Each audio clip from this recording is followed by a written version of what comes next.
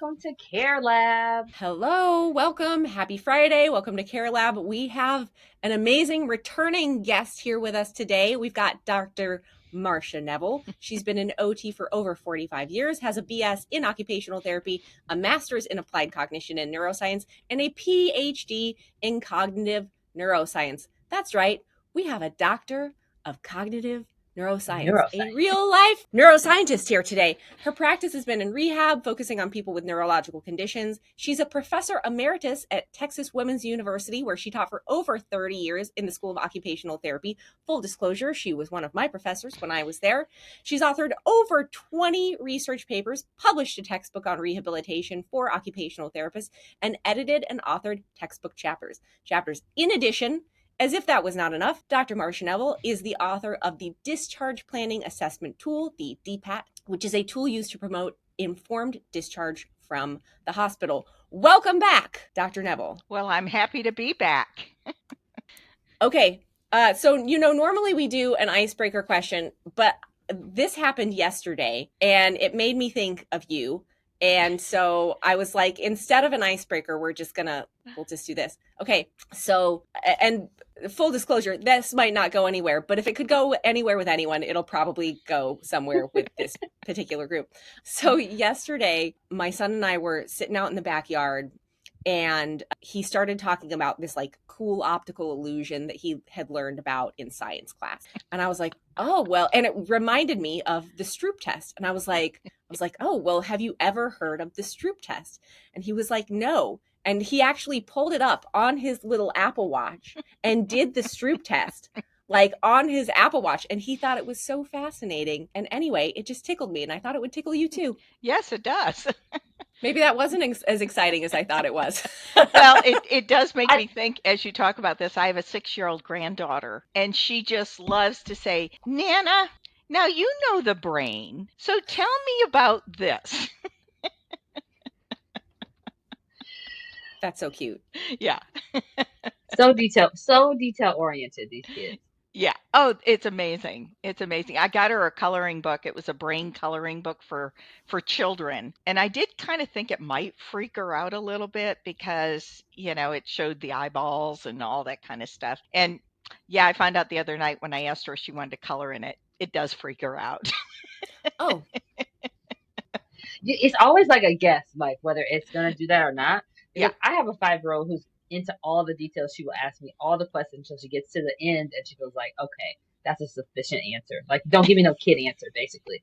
And so one time she was asking me about the body. I pulled out my Netter Atlas. I know that's old school, but like I still have it. And I pulled it out and I showed her and she was like, oh, interesting. And she was not freaked out at all. Like, the inside of the body. She was like, oh, yeah. And that's all the questions. So it really depends, I think. Yeah. We were dissecting the heart of a chicken the other day. And it's just fascinating because you can see the valve, the vessels and the little cavities and all that. And yeah. So see, this is like, I purposely, from the moment my children were born, I left all my textbooks, like all my A&P textbooks, like all of that stuff that I found so fascinating. I left it all out there. And actually, I like put it in their room with their stuff. Not because I expected to read them, obviously, but like because I think it's cool to like have access to knowledge about that kind of thing. And the pictures are fascinating. And like, oh my gosh, this is how my body works on the inside. I am just endlessly interested and fascinated in how the human body works. And you know how many times my kids have ever gone, they've never cracked that thing. They've never cracked any of them. To the extent that I have now given up and I've removed them and parted ways with some things because I have to. But I like, for so long I was like, but don't you want to look at this? This is how your body works. Isn't it cool? No, they couldn't care less. Yeah. Couldn't care less. Long as it's working, that's all I need to know. Yeah. Long as it's working. But he liked the Stroop test. So yeah. Okay, so we have some really interesting things to talk about with you here today. And I believe the topic that we are planning to cover is all about like cognitive health as we're aging, what cognitive health looks like, what normal cognitive aging looks like, what contributes to decline. So this is such a like rich topic to go into. Would you start just by talking a little bit about like what is normal cognitive aging? What should people actually expect normally? Well, the fact of the matter is, just like our bodies, our brains do tend to change as we age. They kind of wrinkle, so to speak. But now, as we age, there are cognitive changes that are just normal cognitive changes. One is speed of processing. Older people take longer to process information. Others are working memory. And if we think of our working memory, this may not apply to some younger people who no longer have to memorize phone numbers, nor do we memorize phone numbers. But we always think of working memory as being remembering bits of 7 things like a phone number. And, somebody tells you a phone number, you can remember it and hold it for a period of time. Or it might be telling somebody we're going to leave in 5 minutes. You need to do this, this, and this, or things like that. That's working memory. It's stuff we're just going to keep and throw out. We're not trying to store it in any parts of our brain. So working memory tends to go away. Or not go away, but it tends to require more effort to hold things in. So using reminders, using a calendar, writing things down, having a timer for things can help those issues. Other things are like flexibility of thinking and problem solving. If anybody's ever had a parent or knows of somebody who's over 60 plus years old, they're not as flexible in their thinking as they used to be. They kind of get, as we say, set in their ways. Well, there's a reason for that. And maybe it's somewhat related to our speed of processing slows down. And so we're not as quick at making changes, those kinds of things. Other things are multitasking, doing just one thing at a time.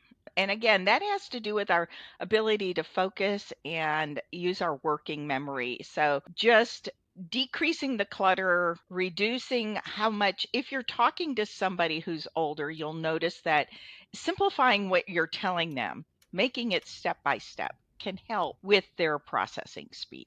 And then emotional regulation. How many of us know people who, as they get older, get a little more irritable, maybe are a little more anxious, maybe worry a bit more? These are all parts of normal aging. This is not any sign of somebody's got dementia. Now, if somebody has dementia, what you're going to notice is one of the first things is the procedural memory, the remembering how to do tasks that you are used to doing, operating a microwave, operating the stove, managing the TV, as long as you haven't changed your network provider and remote and everything else, but just normal day-to-day kinds of things, even using a washer and dryer or the dishwasher. The procedural things we do.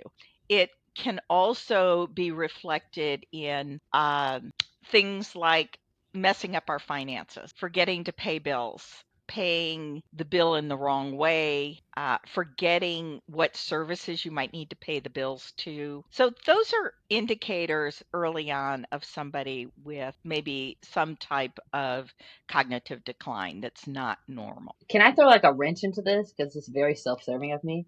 But Yes. I very recently learned that like you can have a fair amount of cognitive changes in pre and during menopause. And so like could you tell us anything about like what to expect there? How do you know that's not like early onset dementia? Are there ways to separate things? Like I'm just asking for a friend. That is such a great question. That is such a great question.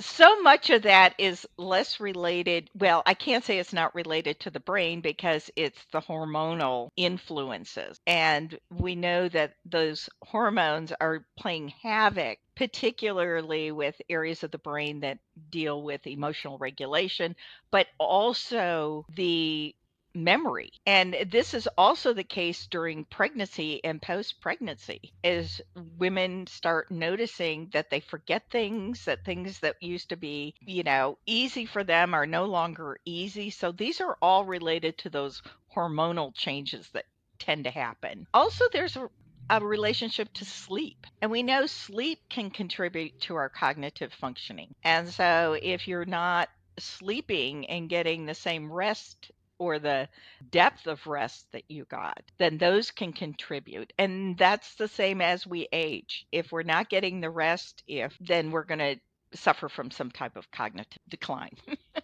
But you can get it back. Okay, let's talk a little bit. I want to hear about that. Also, I just want to like share a real life example here. I knew that I was pregnant with my second son because I was like cognitively impaired.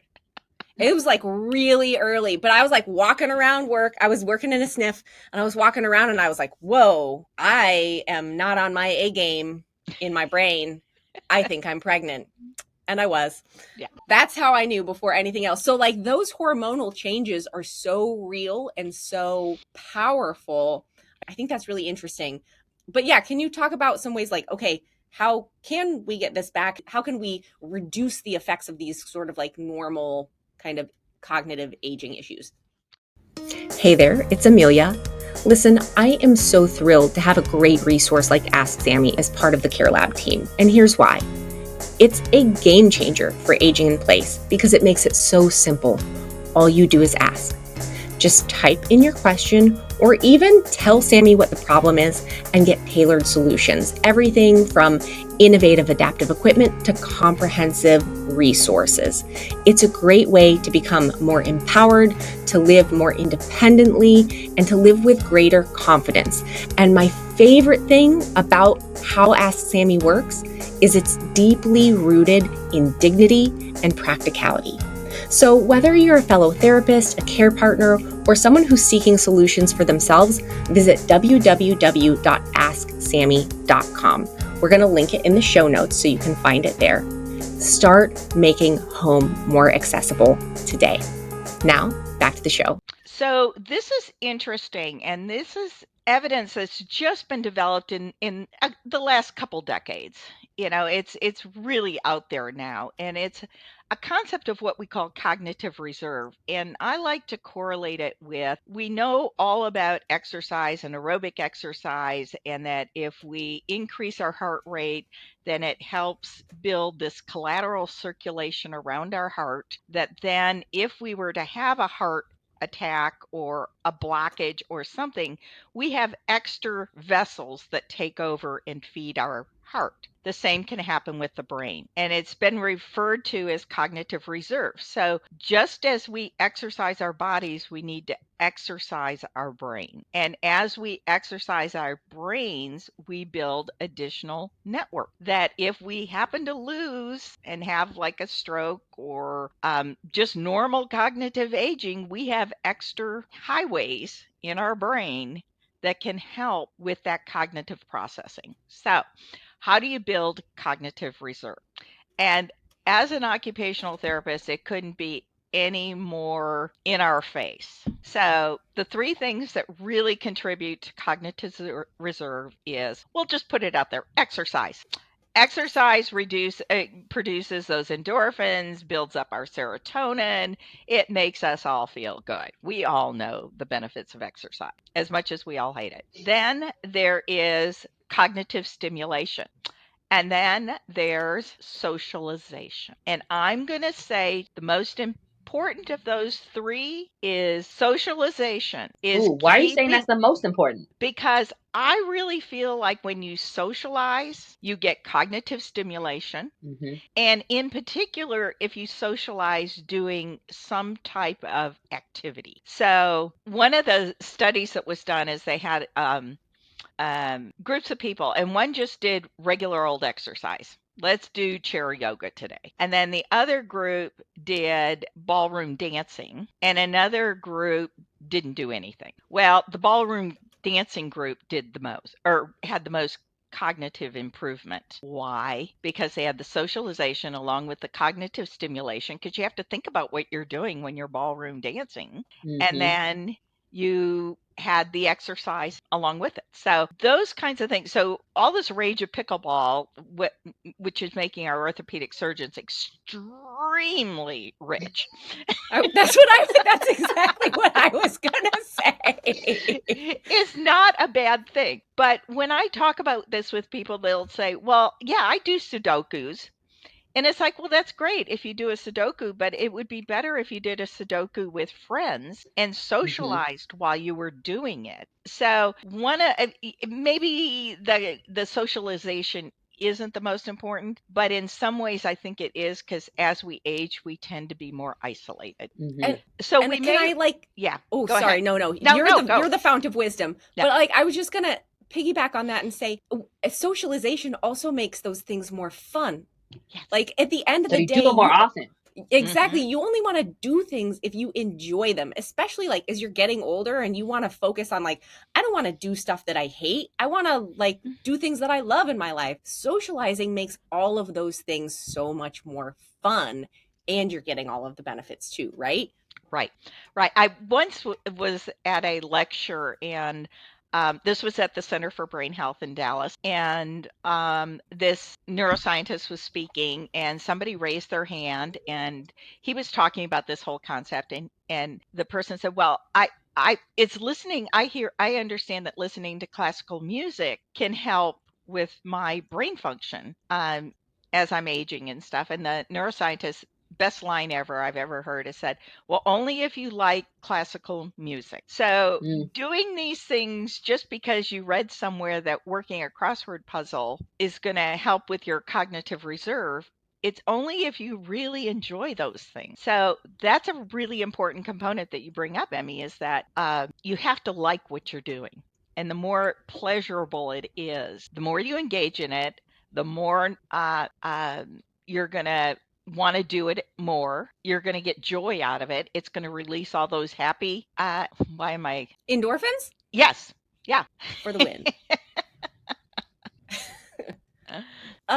Would you talk a little bit more about like the role of exercise in this specifically? Like for exercise to be effective to help prevent cognitive decline, does it have to fall within certain parameters? Like do we have to do it for a certain amount of time? Do we have to get our heart rate up to a certain extent? Like do we have to do it a certain number of days a week? Or is there research around any of those things? Well, there's a lot of research around the exercise with the cardiovascular system. So, following those guidelines, which the American Heart Association, I believe, is saying 20 minutes getting your heart rate up into that target range, which is, if you want to know, 220 minus your age, and then take a percentage of it. And what they're really saying is maybe at 60%, and you can get your heart rate up and hold it up there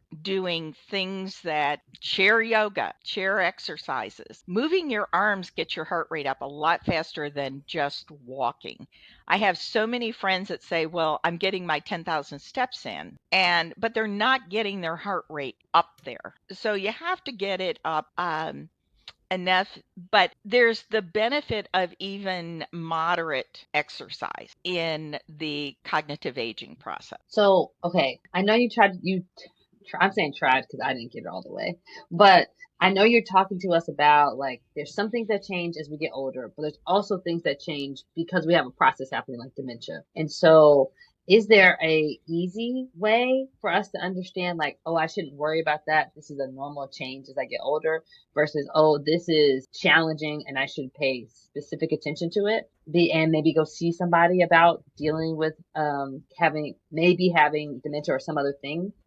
I think that's a question a lot of older adults have. And at what point do family members, actually, I'm dealing with this a little bit right now in my own family with some concerns about somebody. And I think my humble opinion is, if you're concerned, go get it checked out. Mm. The earlier detection, the more informed the treatments can be. There are environmental things that can be done. There are medications now that have been effective.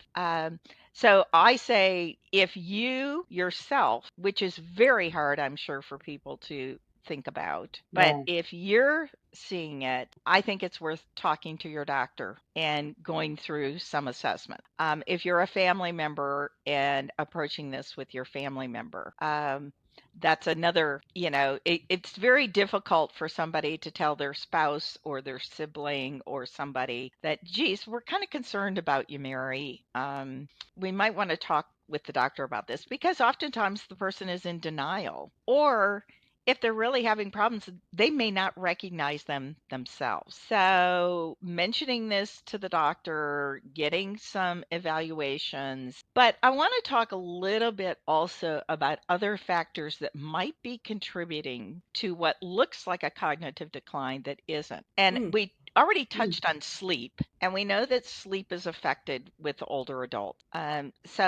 And also the question of sleep apnea with older adults. So, is there a sleep issue? Is there a hydration issue? Are they drinking enough Wait, hold on. Yeah. Would you talk more about that? Like Yeah, hydration. how does hydration affecting cognitive Well, performance? one of the things that happens with our taste and our thirst system changes in aging. And so the trigger that tells us we're thirsty and need to drink something decline. And as you notice with older adults, you have to remind them more often than not about fluid. So if somebody's getting dehydrated, their electrolytes are off, that could cause a decline.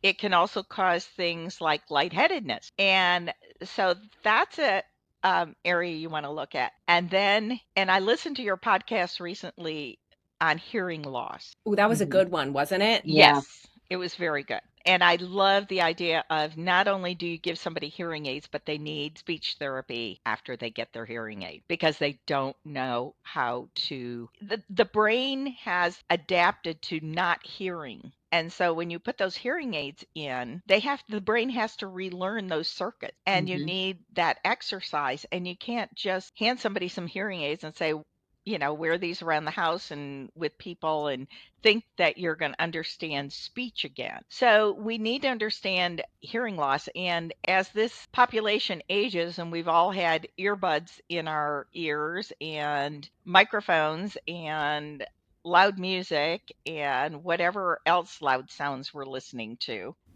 Aging comes with a lot of questions, and Lumalink is here to help you find answers.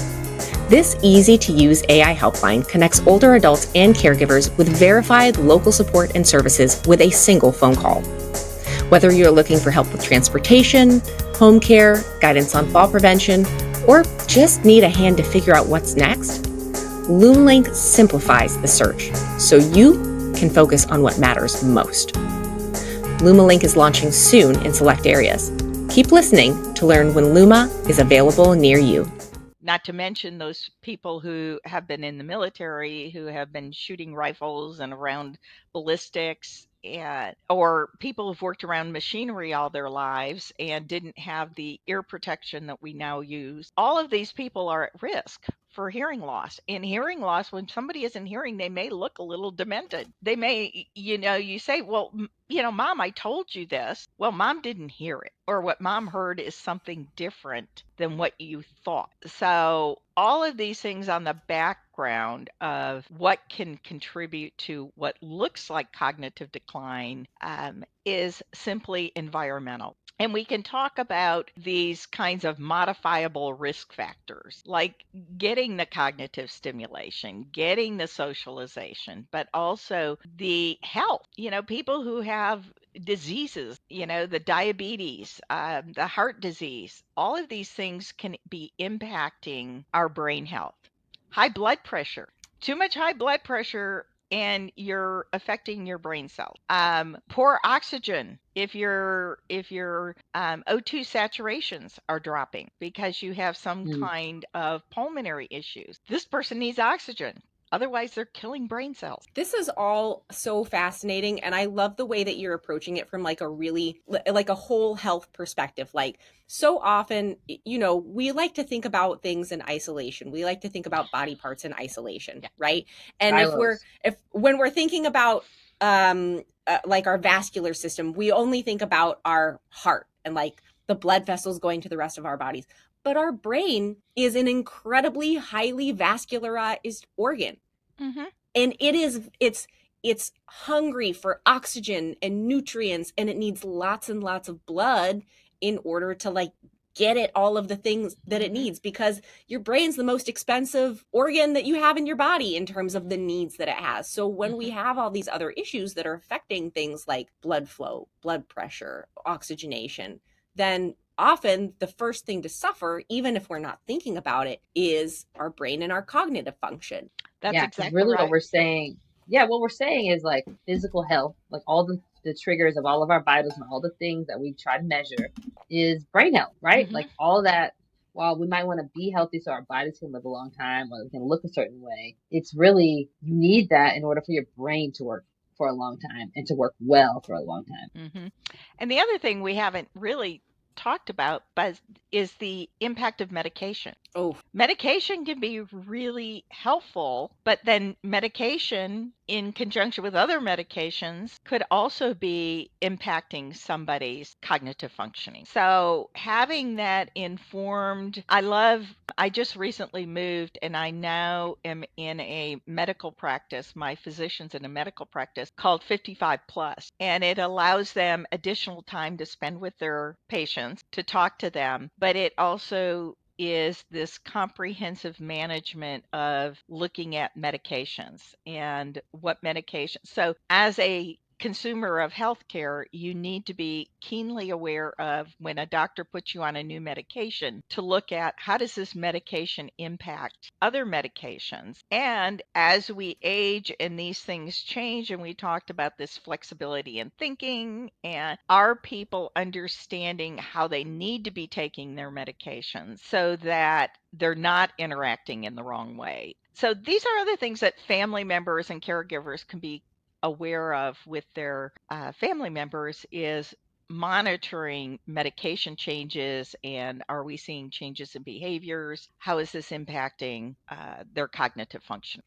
do you think it's a good idea for people, like, because so often you go see the doctor and maybe it's a new doctor that you haven't seen before, maybe it's a specialist, or maybe a new problem comes up and they say, okay, well, let's get you a script for this and this should help, but it's pretty rare that there's like an active review of all of the other medications at the same time, particularly if it's not your GP who is always Hmm. prescribing everything, who might already be aware, but maybe this new doctor, the specialist, they're not. How important do you think it is for people to say at that moment, that's great, that sounds like a great plan?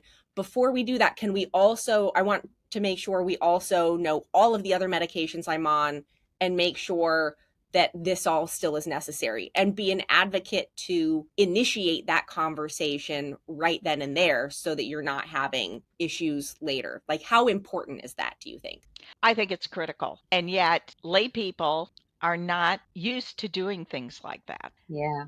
And it might lend itself to family members to go with a person to the doctor. This is true for all of us, but I don't want to make this a stereotype, but older people oftentimes in the generation that's still living, that's above us, was not used to always questioning their doctor. So I think it behooves us to, yes, go in with your list of medications, say these are what I'm on. And that's not to say that this specialist is going to actually understand. It's really important to go back to that general practitioner and say, here's new medications. Is this going to work? And I can't speak enough about pharmacists and how informed pharmacists are of drug interactions, and also consulting with your pharmacist about changes in your medications. I've been on the same medication now since I was 18 years old, and I love every time I go into the pharmacy and they ask me if I need to consult with the pharmacist in taking this medication. But I and so think, often we just say no, right? Yeah, And maybe yeah. we should actually use that opportunity to say yes and get a review. Because to your point, like, pharmacists are these incredibly underutilized experts in our healthcare system. They're not just pill dispensers. Right. So right. taking that, they're offering you their time and their expertise, Yes. and it's not going to cost you anything extra to do that there. So maybe we should all take advantage of that. We actually, listeners, we actually have some great episodes with our sort of like resident pharmacist here on CareLab. Her name is Reshma, and you can check those episodes out anytime. She's absolutely fantastic. We need to get Reshma back on here again. We That do. I that just just thinking reminded the me. same thing. Yes. I'm so glad for all of the information you're imparting. And when I think about like digesting all of that and like who's going to have a takeaway from this, one of the things that I think I try to say all the time, but I think because of the culture around hierarchy see in medicine that we don't necessarily do it is that like you are the expert on your body.